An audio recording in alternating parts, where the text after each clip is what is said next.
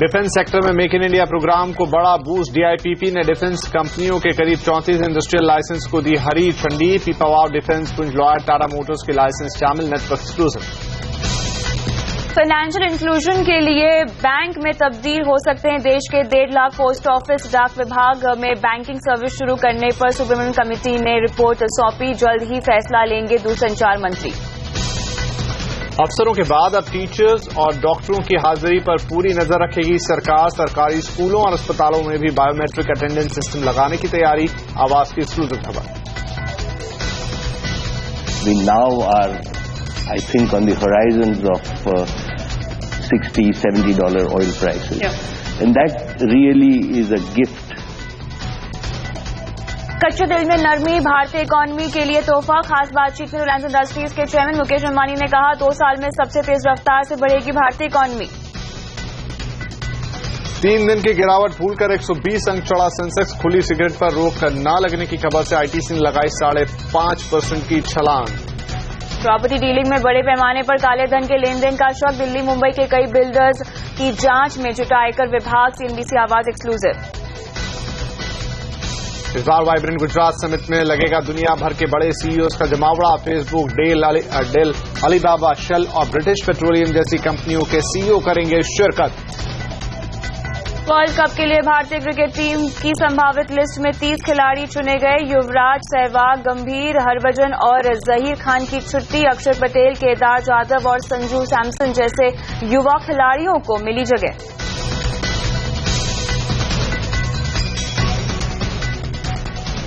नमस्कार, स्वागत है आप सभी का आवाज एट 9 में। मैं हूं कविता थपलियाल। नमस्कार, आपके साथ मैं हूं विपिन भट्ट। और आगे बढ़े इससे पहले देख लेते हैं कुछ और हेडलाइन। इन्फोसिस का नया मैनेजमेंट कंपनी की तरक्की के लिए अपनाएगा नया फॉर्मूला। सीईओ विशाल सिक्का ने कहा न्यू और रिन्यू की स्ट्रेटेजी से करेंगे काम। मोदी की लोकप्रियता से घबराए जनता परिवार के नेता हुए एकजुट। मुलायम सिंह करेंगे गठबंधन का नेतृत्व। जल्द ही तैयार होगा थर्ड फ्रंट का ब्लूप्रिंट। महाराष्ट्र में शिवसेना और बीजेपी के बीच गतिरोध हुआ खत्म। फडणवीस ने कहा शिवसेना के 12 मंत्री होंगे सरकार में शामिल। संसद में तीसरे दिन भी केंद्रीय मंत्री साध्वी निरंजन ज्योति के बयान पर हंगामा। प्रधानमंत्री ने राज्यसभा में दी सफाई। कहा ऐसे बयानों से बचना चाहिए, लेकिन विपक्ष इस्तीफे की मांग पर अड़ा। डिफेंस सेक्टर में सरकार ने मेक इन इंडिया को बढ़ावा देते हुए अलग अलग कंपनियों के 34 इंडस्ट्रियल प्रस्तावों को मंजूरी दे दी है। 2012 से अटके इन प्रस्तावों को डीआईपीपी ने मंजूरी दी है। इस खबर पर और जानकारी के लिए बात करेंगे अपने संवाददाता ऋतुपर्णव से। ऋतुपर्णव, क्या डिटेल्स हैं इस खबर पर और क्या जानकारी आप लेकर आए हैं? पिछले 2 महीने में ये दूसरी बार है ऐसा हुआ है कि डीआईपीपी ने एक साथ काफी बड़ी मात्रा में इंडस्ट्रियल लाइसेंस ग्रांट किया है डिफेंस सेक्टर के लिए। 2 दिसंबर को एक मीटिंग था जिसमें 34 प्रपोजल्स एजेंडा में था और हमें सूत्रों से ये पता चला है कि इन 34 प्रपोजल्स में से ज्यादातर प्रपोजल्स को मंजूरी दी गई है। अगर हम प्रपोजल्स देखें तो 7 प्रपोजल्स थे पिपाफ डिफेंस के और 2 प्रपोजल्स पंज लॉयड और 1 प्रपोजल टाटा मोटर्स इस मीटिंग में कंसिडर किया गया था। पिपाफ डिफेंस ने युद्धपोत और सबमरीन्स के लिए इंडस्ट्रियल लाइसेंस मांगा है एंड इसके अलावा टैंक्स और मिसाइल्स के लिए भी पिपाफ डिफेंस ने मंजूरी मांगा है इंडस्ट्रियल लाइसेंस के लिए। इसके अलावा टाटा मोटर्स का प्रपोजल इंटरेस्टिंग है क्योंकि उन्होंने आर्मर्ड व्हीकल्स के प्रोडक्शन के लिए इंडस्ट्रियल लाइसेंस मांगा है। इसके अलावा उन्होंने मेन बैटल टैंक्स के लिए भी इंडस्ट्रियल लाइसेंस मांगा है। हमारे पास भारत में अभी एक main battle tank development programme है जो Arjun main battle tank programme है। वो उसका प्रोग्रेस कुछ खास नहीं हो पाया है, इसीलिए ये टाटा मोटर्स का मेन बैटल टैंक प्रोग्राम जो प्रपोजल है ये इंटरेस्टिंग है। इसके अलावा पंज लॉयड एविएशन ने सरकार से मंजूरी मांगा है इंडस्ट्रियल लाइसेंस के लिए, एयरक्राफ्ट बनाने के लिए, अनमैन्ड एरियल व्हीकल्स बनाने के लिए, और एयरक्राफ्ट के इंजन जो हैं उसके प्रोडक्शन के लिए लाइसेंस मांगा है। हमें यह भी पता चला है कि पिरामिड सिस्टम्स ने भी इंडस्ट्रियल लाइसेंस के लिए एप्लीकेशन दिया है, जो 2 दिसंबर को कंसिडर किया गया था अनमैन्ड एरियल व्हीकल्स के लिए। शुक्रिया तमाम डिटेल्स के लिए। इधर सरकार के डिजिटल इंडिया प्रोग्राम को भी जोरदार रिस्पांस मिल रहा है। सूत्रों के मुताबिक सरकार को अब तक 15,000 करोड़ के इलेक्ट्रॉनिक्स मैन्युफैक्चरिंग प्रस्ताव मिल चुके हैं। कंपनियों ने सरकार को 50 से ज्यादा प्रस्ताव दिए हैं। जिन कंपनियों ने प्रस्ताव दिए हैं उनमें Panasonic, Continental, Bosch, Samsung, Motherson Sumi, Tata Power जैसी कंपनियां शामिल हैं। और सबसे ज्यादा प्रस्ताव automotive electronics, consumer appliance sector में देखने को मिल रहे हैं। खबर यह भी है कि सरकार ने 10 इलेक्ट्रॉनिक्स क्लस्टर्स को लगाने के लिए सैद्धांतिक मंजूरी भी दे दी है और पीपीपी के जरिए इलेक्ट्रॉनिक्स क्लस्टर्स पर सरकार की 5,000 करोड़ निवेश करने की योजना भी है। देश के 1.5 लाख डाकघर जल्द ही बैंक में तब्दील हो सकते हैं। पोस्टल नेटवर्क के मॉडर्नाइजेशन पर पूर्व कैबिनेट सचिव TRS सुब्रमण्यम टास्क फोर्स ने अपनी रिपोर्ट सरकार को सौंप दी है। क्या है ये पूरी खबर, जानने के लिए बात करेंगे अपने संवाददाता अतुल मिश्रा से। अतुल, फाइनेंशियल इंक्लूजन का लक्ष्य हासिल करने के लिए देश भर के पोस्ट ऑफिस को बैंक में बदलने की योजना है, और क्या कहा गया है इस रिपोर्ट में? टास्क फोर्स ने जो आज सरकार को अपनी रिपोर्ट सौंपी है उसमें पोस्टल नेटवर्क को मॉडर्नाइज करने के लिए, उसे रिवैम्प करने के लिए 5 सब्सिडियरी बनाने की बात कही गई है, जो 5 अलग अलग सेक्टर्स में ऑपरेट करने में पोस्टल डिपार्टमेंट को मदद करेंगी। इनमें सबसे पहली बात जो है वो बैंकिंग सेवा, पूर्ण बैंक बनाने की बात कही गई है, यानी कि पोस्ट ऑफिस जो है वो बैंकिंग सेवाएं दे सकेंगे। अभी तक उनका काम केवल डिपॉजिट लेना होता था, लेकिन वो जल्द ही क्रेडिट और लेंडिंग का काम भी शुरू कर सकेंगे। और खास तौर से जो सुझाव दिया गया है उसके मुताबिक कि करीब 1,55,000 पोस्ट ऑफिस देश भर में हैं, उनमें ये सेवाएं शुरू हो सकती हैं। 1,40,000 पोस्ट ऑफिस इसमें से रूरल एरिया में हैं। Rural area, semi rural area और रिमोट एरिया में जहां बैंकिंग सेवाएं नहीं लोगों को उपलब्ध हैं, जहां पर जो है लोगों के पास बैंक खाते उपलब्ध नहीं हैं, वहां पर पोस्ट ऑफिस के जरिए उन्हें बैंकिंग सेवा दी जा सकेगी इस सुझाव के तहत। और प्रधानमंत्री जनधन योजना में भी पोस्ट ऑफिस मदद कर सकेंगे इस सेवा के तहत। इसके अलावा भी, बैंकिंग के अलावा भी 4 और सब्सिडियरी बनाने का सुझाव टास्क फोर्स ने दिया है। इसमें जो दूसरा सुझाव है उसके मुताबिक इंश्योरेंस का काम शुरू कर सकते हैं पोस्ट ऑफिस। साथ ही जो पार्सल और पैकेजिंग का काम है, ई कॉमर्स का है, उसके लिए काम शुरू कर सकते हैं पोस्ट ऑफिस। तीसरा, जो गवर्नमेंट सेवाएं हैं, करीब 300 ऐसी सेवाएं चिन्हित की गई हैं जो लोगों तक पहुंचा सकते हैं पोस्ट ऑफिस, वो काम कर सकते हैं। इसके अलावा G2C सर्विसेज के लिए एक सब्सिडियरी बनाने की बात कही गई है। कुल मिलाकर ये 5 अलग अलग एक्सपर्ट सब्सिडियरीज होंगी जो कि सुझाव देंगी और पूरा ऑपरेशन जो है पोस्ट ऑफिस का उसे मॉडर्नाइज करेंगी। फिलहाल ये रिपोर्ट जो है इस समय दूरसंचार मंत्री को सौंप दी गई है। जल्द ही सरकार इस पर कोई फैसला लेगी। शुक्रिया अतुल।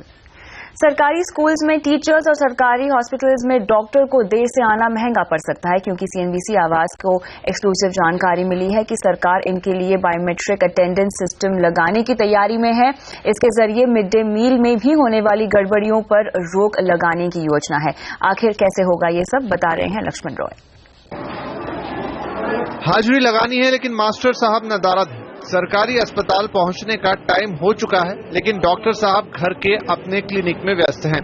आमतौर पर ऐसी शिकायतें बार बार सुनने को मिलती हैं, लेकिन आने वाले दिनों में ये सब बंद होने वाला है, क्योंकि सरकारी दफ्तरों की तर्ज पर सरकारी स्कूलों में और अस्पतालों में भी बायोमेट्रिक अटेंडेंस सिस्टम लगने वाले हैं। इसके बाद कौन कौन से डॉक्टर या टीचर कितनी बजे आते हैं या जाते हैं, इसकी ऑनलाइन हाजिरी लगा करेगी और इसे आम लोगों के साथ साथ उच्च अधिकारी भी देख पाएंगे। जितने भी हमारे सर्विस डिलीवरी पॉइंट्स हैं उन पर भी बहुत सारी एब्सेंटिज्म की समस्या रहती है। आप जानते हैं, स्कूलों में समस्या रहती है, एक हॉस्पिटल्स में समस्या रहती है। जो मेडिकल वर्कर्स हैं या पैरामेडिकल वर्कर्स हैं, या उनकी मतलब एक प्रकार से जो पंक्चुअलिटी की प्रॉब्लम है। तो जहां भी ऐसे जगह हैं जहां पर सरकारी लोगों को आना है और उनको समय से आना चाहिए, वहां पर इसका इस्तेमाल कर सकते हैं। इसकी शुरुआत जिला मुख्यालयों के स्कूलों और जिला अस्पतालों से की जा सकती है। सरकार को भरोसा है कि इससे सरकारी स्कूलों में मिड डे मील में होने वाली गड़बड़ियों पर भी रोक लगाई जा सकती है, क्योंकि योजना के तहत अगले चरण में इसे मिड डे मील के हकदार बच्चों पर भी लागू कर दिया जाएगा, यानी फिंगर स्कैनर के जरिए हकदार बच्चे की पहचान हो सकेगी। ऐसे में बच्चों की संख्या फर्जी तरीके से बढ़ा चढ़ाकर दिखाने और मिड डे मील का ज्यादा बिल देने पर रोक लग पाएगी। इस पूरी योजना के बारे में मानव संसाधन मंत्रालय और राज्यों के साथ सलाह मशवरा किया जा रहा है। हमने एचआरडी डिपार्टमेंट के सेक्रेटरी साहब से हमने बातचीत की है। हमने उनको बताया है कि ये सिस्टम अच्छे से लागू हो सकता है। इसकी सबसे बड़ी खासियत ये है कि ये रियल टाइम सिस्टम है, इसलिए अगर हमारे भारत सरकार के सेक्रेटरी साहब चाहें कि किसी स्कूल में जो रिमोट कॉर्नर सिक्किम में अवस्थित है उस स्कूल में कितने बच्चों ने मिड डे मील लिया तो वो ले सकते। ऐसी ही योजना झारखंड और गुजरात में राज्य सरकारें शुरू कर चुकी हैं। इन दोनों राज्यों के उत्साहजनक नतीजों को देखते हुए केंद्र को भरोसा है कि दूसरे राज्य भी इसे लागू करने में दिलचस्पी दिखाएंगे। लक्ष्मण रॉय, दिल्ली। और क्या 83 रुपए के फ्लोर प्राइस पर सेल के ओएफएस में लगाने चाहिए पैसे? और क्या है इन्फोसिस के नए मैनेजमेंट की स्ट्रैटेजी और योजनाएं, बताएंगे आपको इस ब्रेक के बाद।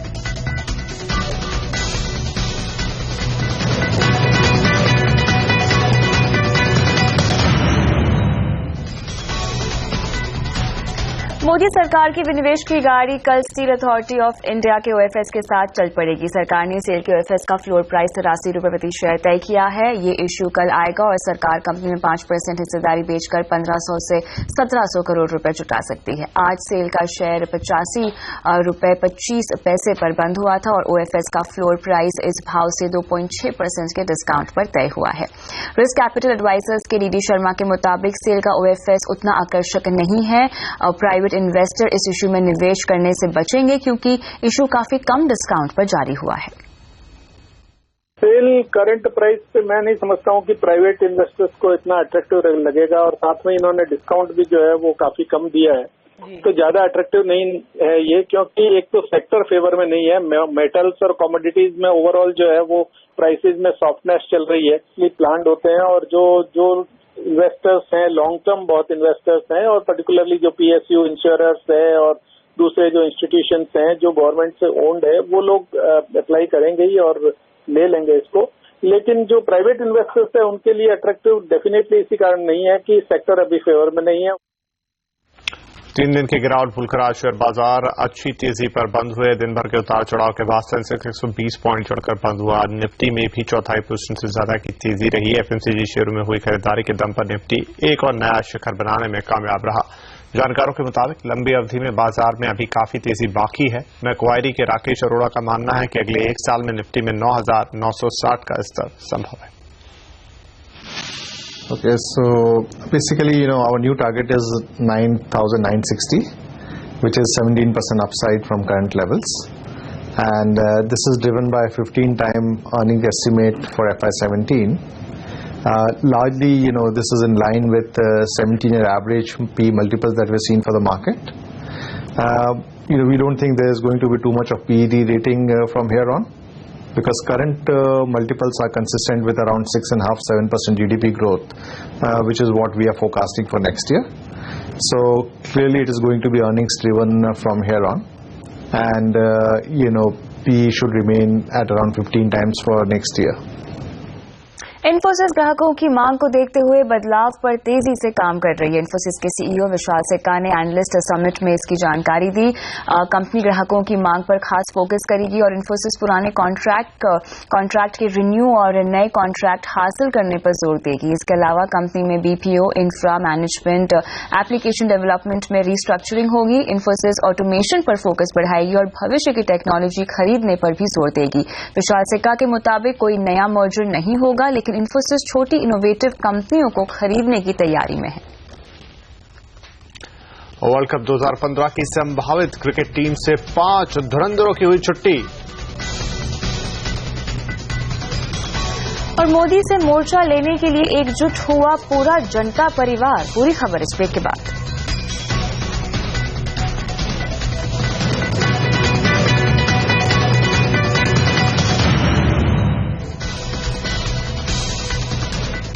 बीसीसीआई ने विश्व कप के लिए 30 संभावित खिलाड़ियों की सूची जारी कर दी है। सूची में वीरेंद्र सहवाग, हरभजन सिंह, जाहिर खान और युवराज सिंह जैसे खिलाड़ियों को जगह नहीं मिल पाई है। दरअसल पिछले एक साल में इन खिलाड़ियों का प्रदर्शन अच्छा नहीं रहने की वजह से उनकी जगह युवाओं को टीम में जगह दी गई है।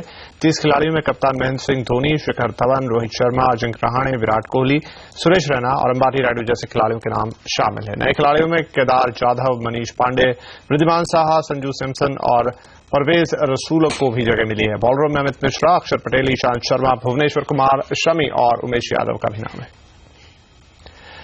इसी खबर पर बात करने के लिए हमारे साथ है हमारे संवाददाता विमल। विमल, पिछले वर्ल्ड कप के 5 धुरंधर तो टीम से निकल गए, लेकिन संभावित टीम में जिन खिलाड़ियों को जगह मिली है वो क्या एक मजबूत टीम बना पाएंगे? देखिए, कुल मिलाकर आप कह सकते हैं कि बहुत ही प्रैक्टिकल एक टीम चुनी है, प्रैग्मेटिक टीम चयनकर्ताओं ने चुनी है, क्योंकि ये दिग्गज खिलाड़ी थे। 5 खिलाड़ी जिनके हम बात करें, युवराज सिंह, हरभजन सिंह, वीरेंद्र सहवाग, जहीर खान, गौतम गंभीर, इन खिलाड़ियों को आप टीम में आप ले तो आएंगे, लेकिन इन खिलाड़ियों को अगर आप 15 में नहीं शामिल करते तो वो भी इनके लिए अच्छा नहीं होगा, क्योंकि हमें नहीं भूलना चाहिए कि ये पिछले एक दशक में भारतीय क्रिकेट के बहुत बड़े खिलाड़ी रहे हैं। इनका योगदान भारतीय क्रिकेट में बहुत बड़ा रहा है। तो ऐसे खिलाड़ी को एक तरह से आप सम्मान भी देते हैं कि नहीं, ठीक है, युवा खिलाड़ियों ने बहुत अच्छा खेल दिया है, हम आपको 30 संभावित खिलाड़ी में लाके और फिर 1 महीने बाद आपको टीम से बाहर नहीं करना चाहते, आपको कोई एक झूठी दिलासा, झूठी उम्मीद नहीं देना चाहते हैं। तो कुल मिलाकर एक अच्छी टीम चयनकर्ताओं ने चुनी है। वो टीम चुनी है जो पिछले 1 साल से लगातार टीम इंडिया का हिस्सा रहा है। फील्डिंग को तवज्जो दी गई है, युवा ऊर्जा को तवज्जो दी गई है और उम्मीद की जानी चाहिए कि 2011 में जो महेंद्र सिंह धोनी और उनके साथियों ने जो कमाल दिखाया था वो 2015 में भी कर सकते हैं। शुक्रिया विमल, तमाम डिटेल्स के लिए। नरेंद्र मोदी को टक्कर देने के लिए जनता परिवार ने कमर कस ली है और इस सिलसिले में अब समाजवादी जनता दल नाम का मोर्चा भी सरकार के खिलाफ खोल दिया है। इस मोर्चे की कमान समाजवादी पार्टी प्रमुख मुलायम सिंह यादव को सौंपी गई है और बिहार के पूर्व मुख्यमंत्री नीतीश कुमार ने कहा है कि जेडीयू, समाजवादी पार्टी और बाकी क्षेत्रीय पार्टियां मिलकर बीजेपी का विरोध करेंगी। उन्होंने आगे कहा कि न सिर्फ संसद के अंदर बल्कि बाहर भी सरकार के खिलाफ मोर्चेबंदी की जाएगी। एक दल बनाने की बात कि सबको मर्ज करके एक दल बनाना है, हम लोग उसी दिशा में आगे बढ़ रहे हैं और उसी के लिए आज श्री मुलायम सिंह जी को अधिकृत कर दिया गया है कि अब सब लोगों से बात करके इसके आगे की जो मोडालिटीज होती है, जो रूपरेखा होता है, उसके बारे में वो चर्चा करके निर्धारित करें। और मोदी के खिलाफ लामबंद हुए इस जनता परिवार के सदस्य कितने दिन तक एक साथ टिक पाएंगे? क्या उनके मतभेद आड़े नहीं आएंगे? और इस पर देखिए हमारी खास पेशकश, जनता परिवार कितना दमदार, रात 10 बजे।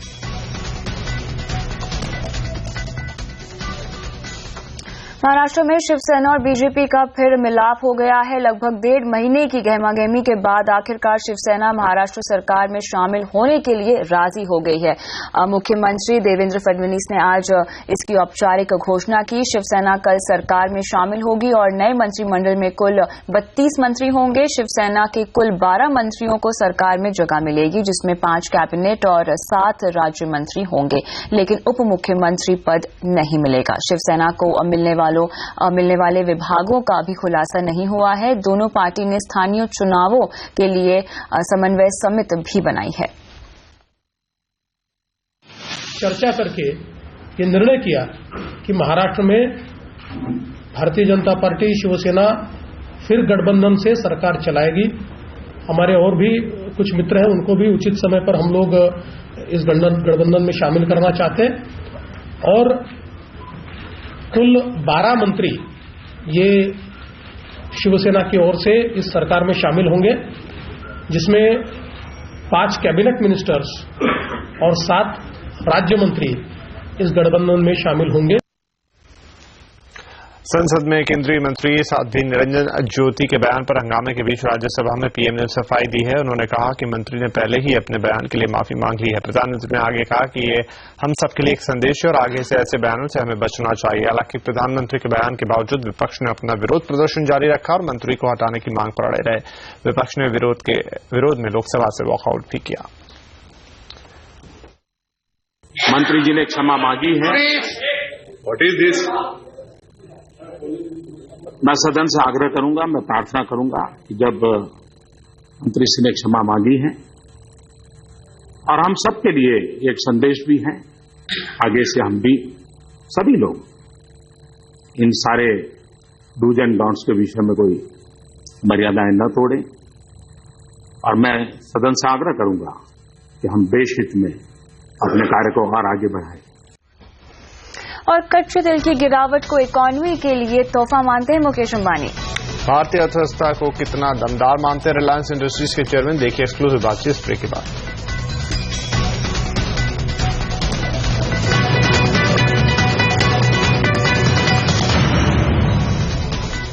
आने वाले 2 सालों में भारत दुनिया की सबसे तेज रफ्तार से ग्रोथ करने वाली इकोनॉमी होगी। यहां तक ग्रोथ के मामले में चीन भी हमसे पीछे रह जाएगा। ये बात कही है रिलायंस इंडस्ट्रीज के चेयरमैन मुकेश अंबानी ने।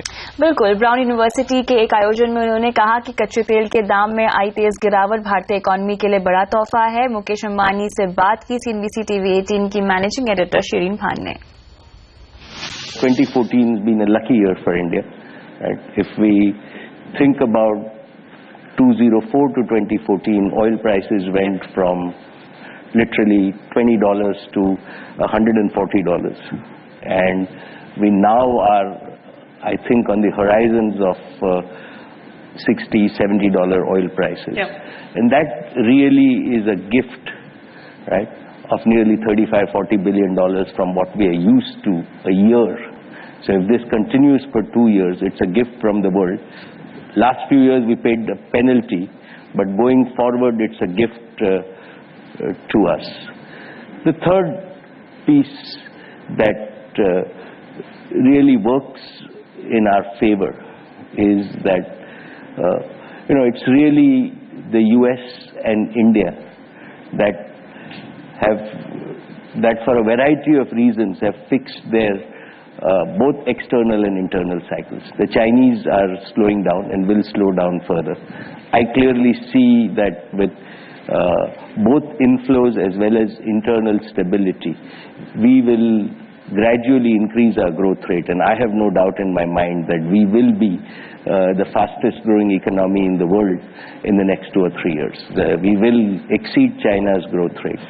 And in the next 2 to 3 years? In the next 2 to 3 years.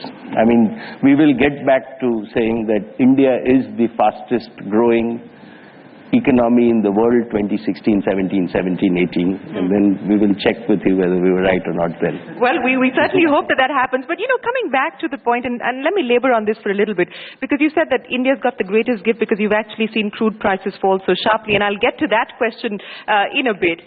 But if I were to ask you to articulate for us, what is the one big change that you've seen this government do in the last 6 months that it's been in office? What would you say? What has been that one big thing, the one standout you believe that's changed sentiment so significantly? I believe for all economies it's confidence. And to my mind, confidence is the most important element, and I think that what we've got back at the individual level, at the institutional level, and at the government overall piece is that confidence has come back. The spirit of helplessness, the spirit of saying, yep, we know what to do, but we cannot do it, has gone away. So I think across, and confidence is the most important thing, and I think that both internal and external confidence has come back to India. I haven't heard a convincing or an entirely convincing argument on what is actually led to the kind of upswing that we saw in crude prices and the kind of collapse that we've seen as far as crude prices are concerned. Shale supremacy, the OPEC wanting to maintain its dominance, supply-demand mismatch, the US. What exactly is going on as far as crude is concerned, and where do you actually see prices headed? Clearly, on a demand-supply parity, I think that we are marginally oversupplied, and the very fact that Saudi Arabia refused to cut in the OPEC, and a lot of us in the oil industry watched that. Kerry visited Saudi Arabia many times, and there are all kinds of theories doing the round that right now the economic supremacy is the biggest supremacy. So if we want to teach Iran and Russia and Venezuela, the 3 countries that rely on oil revenues the most, oil price of $65-70, does it The Saudis have decided not to cut, which is unusual, and so it's a combination of political and demand and supply. What's the theory you're buying? I think it's a combination, and I think the theory that I buy is that this is the right price for India, and for 1 billion people, a $60 to $70 price is a good price, and that's where it should have been. I have always wondered as to why it went to 120 or 130, and we should also remember that among nations, we now, as the Indian subcontinent, are the only part of the world where 1 billion people live, where we are reliant on 85% of our energy on imports. So do you see prices falling significantly from these levels, or do you believe that some stability is going to return to the market? We've seen a slight pullback today, but is it here to stay, or do you believe we're going to see prices Well, again, I am a big believer in technology. I am a big believer in productivity, and by and large, I think that if we unleash human talent on a problem, we can solve it. So I think that there will be more shale, we will be able to reduce costs, right? We will be able to push things. So in the long run, we will still find oil, and with a robust demand, it should grow. So I still think that at all times, I've always said that between 65 and 75 is my version of the right price of oil, but I'm never right, so take me with that pinch of salt. As well as the central bank move towards making it easier for companies in the infrastructure space deal with the problems that the sector has been faced with. We've seen FDI being liberalized across a bunch of sectors. Where do you actually see money coming in, and which are the sectors that you're most confident about? Well, I've always believed that all business, there is difference between business and charity. So you do charity for a purpose, but businesses always chase return. So all investments chase return. And fundamentally, if you see India and see our last quarter, what actually happened was agriculture grew. Yeah. So in my view, agriculture is a great opportunity. We have the potential again to double our yields, and there is enough happening on technology, just like we talked about in the oil business, to do that in agriculture. Within industry, and I take the general industry framework, right? We are 17% of the world's population. We are 2% in terms of contribution to manufacturing output, and now in real terms, even in labor costs, we are 1/3 of China. So, industry, and this is across, provides a great opportunity, and this is really across all industry segments. If you then take infrastructure, which I segregate as a separate piece, right? We are perpetually infrastructure short. So whether it be power, whether it be telecommunications, whether it be energy, right? Those opportunities exist. The challenge there is exactly what Brian said, is how do we really create financing and governance structures so that infrastructure is fair to users of infrastructure as well as fair to investors. And then finally there is services. Yeah, you preempted my question, and I'll come to services in just a bit. But on the issue of the regulatory overhang which the infrastructure sector is faced with, the issue of politicizing tariffs in this country has been a significant issue as far as infrastructure is concerned. Do you believe that we're moving towards a path where these are going to be less of an issue, and we are actually going to see private sector participation move back into these areas? I think that we will have to have a path to what I call mature governance, right? And the recognition that any investment will need returns. That return has to be fair and transparent. और धोखाधड़ी के मामले में फंसे one industry के promoter और director. Property deal में काले धन के इस्तेमाल के सुराग ढूंढने में लगा आईटी विभाग। देखिए आवाज की एक्सक्लूसिव खबर इस ब्रेक के बाद।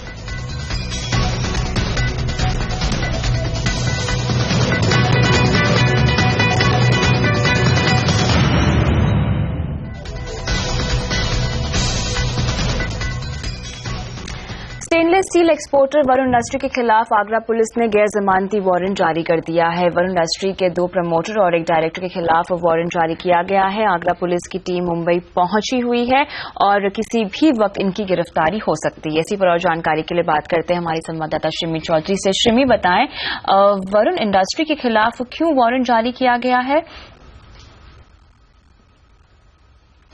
देखिए, वरुण इंडस्ट्री के 2 प्रमोटर और एक डायरेक्टर के खिलाफ गैर जमानती वारंट जारी कर दिया है। ये वारंट आगरा पुलिस ने जारी किया है और सीजेएम जो अदालत है आगरा की, उनके आदेश पर यह वारंट जारी किया गया है। इन प्रमोटर्स के नाम की बात करें तो किरण मेहता और कैलाश अग्रवाल जो कि प्रमोटर हैं कंपनी के, और वरुण मेहता जो कि डायरेक्टर हैं, इनके खिलाफ ये वारंट जारी हो चुका है और आगरा की पुलिस टीम मुंबई पहुंच गई है और अब किसी भी वक्त इनकी गिरफ्तारी हो सकती है। लेकिन तीनों जो हैं फिलहाल फरार हैं। अगर आरोपों की बात करें तो आगरा की एक finance company SC finance investment finance company है, जिनका ये आरोप है कि फर्जी दस्तावेज दिखाकर इस कंपनी ने 70 करोड़ का घोटाला किया है, घपला किया है। साथ ही 10 बैंकों का कंसोर्शियम ने भी एक रिकवरी सूट 2013 में फाइल किया था, जिसमें ये आरोप लगाया था इन बैंकों के कंसोर्शियम ने कि करीब 1900 करोड़ का लोन इन्होंने पास कराया था और यहां भी गलत दस्तावेज कंपनी ने पेश किए थे। तो इन सभी आरोपों पर अब वरुण इंडस्ट्री की मुश्किलें बढ़ती हुई और इनके खिलाफ अब नॉन अवेलेबल वारंट जो है वो जारी कर दिया गया है। जी श्री, इसके अलावा इनकम टैक्स विभाग मुंबई दिल्ली के कई बड़े बिल्डरों की जांच कर रहा है। कई बड़े बिल्डरों से पूछताछ शुरू हो चुकी है। तो कौन है ये बिल्डर्स और क्या शक है विभाग को? देखिए, सूत्रों से मिली जानकारी के मुताबिक आईटी विभाग ने मुंबई और दिल्ली के कई बड़े बिल्डर के खिलाफ जो है वो जांच शुरू कर दी है, जिसमें कुछ नाम भी हमें सूत्रों से मिल रहे हैं, जिसमें लोढ़ा ग्रुप और गुड़गांव में जो रहेजा ग्रुप है वो भी जांच के घेरे में है। और सिर्फ मुंबई दिल्ली ही नहीं, यूपी, हरियाणा और पश्चिम बंगाल और कोलकाता के भी कई बड़े बिल्डर की भी जांच यहां शुरू की जा चुकी है और इनके डायरेक्टर्स, एग्जीक्यूटिव और सीईओ से भी पूछताछ आईटी विभाग ने शुरू कर दी है। हाल ही में यहां रुनवाल ग्रुप पर भी यहां सर्च और सीजर किया गया था, जहां से 2000 करोड़ का अनडिस्क्लोज्ड इनकम भी निकलकर सामने आया है। आरोपों की यहां अगर हम बात करें तो साफ तौर से जिस तरह से हमने देखा है इस वित्त वर्ष में इनकम टैक्स विभाग ने पूरे देश भर के सर्च और सीजर के आंकड़े पेश किए हैं, उसमें साफ तौर से जो सबसे ज्यादा सीजर है वो रियल स्टेट सेक्टर से है और यही शक की वजह भी है आईटी विभाग का। उनका कहना है, जिस बिना पर ये पूरी इन्वेस्टिगेशन हो रही है, कि काले धन का एक बड़ा लेन देन रियल स्टेट सेक्टर में चल रहा है और साथ ही विदेशों से जो पैसा आ रहा है उनको भी प्रॉपर्टी डीलिंग में लगाया जा रहा है। और इसी शक पर अब सीबीडीटी को एक पूरी जो रिपोर्ट है 15 दिसंबर तक आईटी विभाग सौंपेगी। इस मामले पर हमने लोढ़ा ग्रुप से बात करने की कोशिश की है, लेकिन अब तक उनकी तरफ से कोई जवाब नहीं आया है। बहरहाल हमने रहेजा डेवलपर से भी इस पूरे मामले पर उनका कमेंट मांगा, तो उनका कहना है कि जिस डायरेक्टर की बात हो रही है उन्होंने 1.5 साल पहले ही कंपनी को छोड़ दिया था, लेकिन समन के बारे में उन्होंने खंडन किया है। शुक्रिया श्रेमी। और इस बार वाइब्रेंट गुजरात में दुनिया भर के टॉप सीईओज करेंगे शिरकत। किन बड़े चेहरों को अपनी ओर खींच रहा है गुजरात? देखिए आवाज की एक्सक्लूसिव खबर इस ब्रेक के बाद।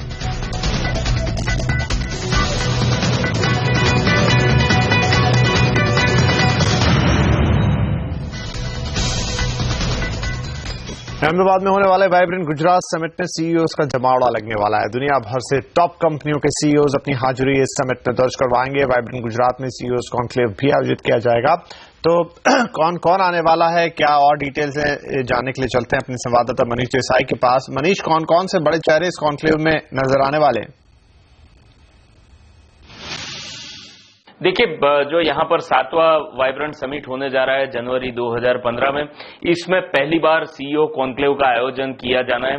और ये जो सीईओ कॉन्क्लेव होगा, इसमें जो फॉर्च्यून 500 कंपनीज है उसमें से करीब 150 सीईओ को इनवाइट किया गया है।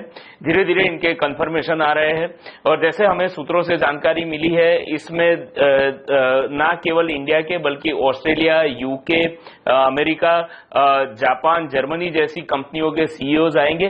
खासकर अमेरिकन कंपनी के सीईओ का जो है उनका इंटरेस्ट बढ़ता जा रहा है। जैसे हमें सूत्रों से जानकारी मिल रही है, करीब 15 अमेरिकन कंपनियां अपने सीईओ को भेजने के लिए कंफर्मेशन दे चुकी है गुजरात सरकार को। और इसके अलावा बड़ी जो वर्ल्ड वर्ल्ड बैंक है उसके प्रेसिडेंट भी यहाँ पर आएंगे। फेसबुक के मार्क जुकरबर्ग होंगे यहाँ पे इस सीईओ कॉन्क्लेव में। इसके अलावा जोनाथन वू जो अलीबाबा ग्रुप के सीईओ है वो यहाँ पर आएंगे। बॉब डुडली होंगे यहाँ पर ब्रिटिश पेट्रोलियम से, तो शेल के भी सीईओ यहाँ पर आएंगे। इसके अलावा बिल गेट्स और बिल क्लिंटन जैसे लोग भी यहाँ पर शिरकत करेंगे इस सीईओ कॉन्क्लेव में। और 11 जनवरी को जब नरेंद्र मोदी वाइब्रेंट समिट का उद्घाटन करेंगे उसके तुरंत बाद ये सीईओ कॉन्क्लेव होगा और इस सीईओ कॉन्क्लेव को नरेंद्र मोदी संबोधित करेंगे।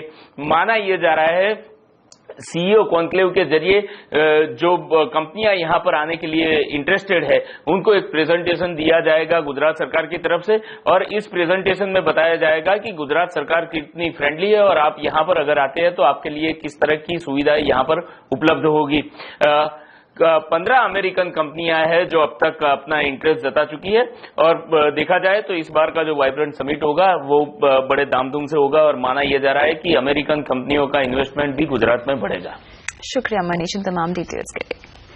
नेट बैंकिंग और एटीएम ने पैसों के लेन देन को आसान तो बना दिया है लेकिन इससे धोखाधड़ी के मामलों को काफी बढ़ा भी दिया है। कभी फर्जी फोन कॉल से एटीएम से पासवर्ड हासिल करके तो कभी एटीएम मशीन में छेड़खानी करके ये अपराधी एटीएम के जरिए लोगों के करोड़ों रुपए लूट चुके हैं। ऐसे में एटीएम से पैसे निकालते समय किन बातों का रखे ध्यान, बता रही हैं श्रीमी चौधरी। एटीएम यानी ऑटोमेटेड टेलर मशीन के जरिए बड़े पैमाने पर जालसाजी की जा रही है। अकेले मुंबई में जनवरी से लेकर अब तक 100 से ज्यादा मामले दर्ज किए गए हैं जिसमें ग्राहकों को लाखों रुपए का चूना लग चुका है। मुंबई पुलिस के मुताबिक एटीएम फ्रॉड 2 तरीकों से किया जा रहा है। पहला जो कि बिल्कुल बेसिक है जिसमें आपके एटीएम कार्ड की चोरी की गई हो या फिर किसी ने फर्जी फोन कॉल करके आपके एटीएम का पासवर्ड मांग लिया हो। दूसरा थोड़ा तकनीकी है जिसमें कुछ खास डिवाइस का इस्तेमाल किया जा रहा है। उदाहरण के तौर पर skimmer, dry glue, web camera. इनमें सबसे ज्यादा मामले स्किमर के हैं। स्किमर एक ऐसा डिवाइस है जो एटीएम में कार्ड डालने की जगह फिट किया जाता है। इसके जरिए आपके एटीएम कार्ड का मैग्नेटिक डेटा स्किमर में छप जाता है और फिर उसी के जरिए डुप्लीकेट कार्ड बनाया जाता है।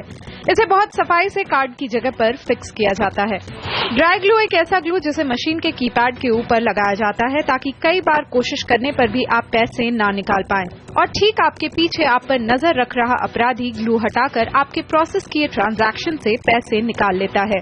तीसरी तकनीक है वेब कैमरा की जो मशीन के ठीक ऊपर की तरफ लगाया जाता है ताकि आपके कार्ड और पिन नंबर को हूबहू कैमरे में कैद करके डुप्लीकेट कार्ड बनाया जाए। स्कीमर के द्वारा जो एटीएम कार्ड का जो मैग्नेटिक डाटा होता है वो डाटा उससे चुराया जाता है और जो कैमरा होता है कैमरा के द्वारा जो पिन नंबर होता है वो पिन नंबर रिकॉर्ड किया जाता है और दोनों को मिला के फिर एक डुप्लीकेट एटीएम कार्ड बनाया जाता है और उसके जरिए पैसे निकाले जाते हैं। ये बेसिक 2 प्रकार के फ्रॉड हमारे पास यहाँ पे देखे गए हैं। एक फ्रॉड में तो ऐसा देखा गया है कि ये सब डाटा लेते हुए फॉरेन में भी पैसा, ओवरसीज भी पैसा निकाला गया है। तो कैसे बचा जाए इस एटीएम की जालसाजी से? पुलिस की साइबर क्राइम टीम के मुताबिक ट्रांजैक्शन से पहले जरूर देखें कि कार्ड डालने वाली जगह पर कोई स्किमर तो फिट नहीं किया गया है, मशीन के कीपैड पर कोई ग्लू जैसी चीज तो नहीं है, मशीन के आसपास कोई कैमरा तो नहीं लगा हुआ है। मशीन अगर हैंग हो जाए तो तुरंत एटीएम सुरक्षा कर्मी को जानकारी दें। आपके ट्रांजैक्शन के समय कोई आपके पीछे खड़ा तो नहीं है, ये जरूर आश्वस्त कर लें। अगर ऐसा है तो उन्हें बाहर रुकने को कहें। आपके ट्रांजैक्शन के दौरान अगर मशीन हैंग हो गई तो तुरंत बैंक के हेल्पलाइन नंबर पर कॉल करें। बिना पुष्टि किए एटीएम से बाहर ना जाएं। इसके अलावा अगर आपके पास बैंक से कॉल आए और आपका एटीएम पासवर्ड से जुड़ी जानकारी मांगे तो बिल्कुल भी ना दें। नियमों के मुताबिक कोई भी बैंक आपके एटीएम का पिन नंबर नहीं मांग सकता है। श्रीमी चौधरी, मुंबई। और आवाज एट 9 में आज के लिए फिलहाल इतना ही। दीजिए इजाजत। नमस्कार।